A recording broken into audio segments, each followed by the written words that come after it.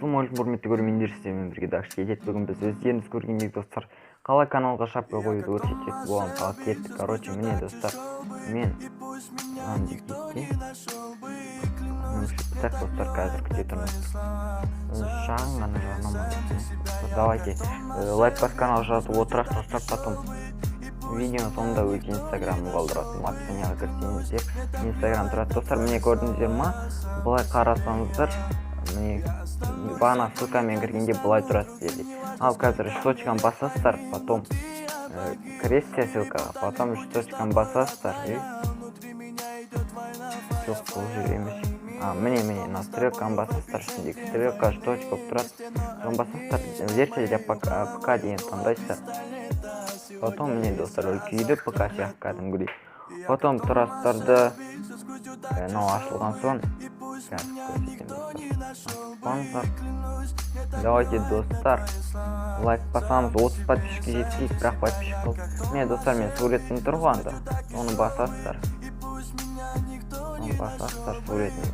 Суреттен мой канал деген таңдайсыздар. Потом міне мой каналға кірген соң шапканың орны бос тұрады сіздерде, соны басасыздар дейді. Потом ашылсын.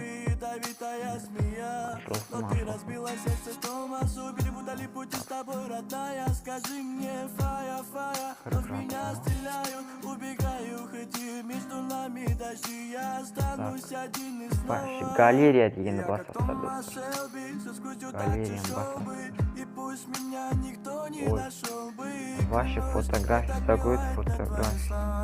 Өзім фотографиялар достар. Міне менің бұрынғы қойған фотографияларым достар. Осыларды галереядан таңдауларын десе, бұл береді файл на компьютер деген басасыздар. Потом ішінде тұрады документы көрейік.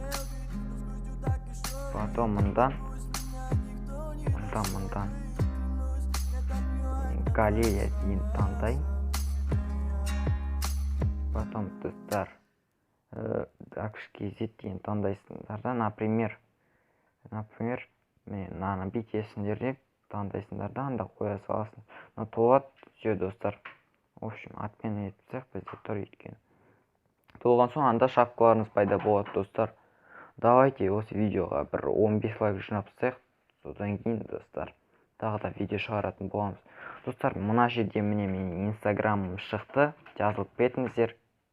Астыдан шықты, көрдіңіздер ма достар, жазылып кетіңіздер. Давайте.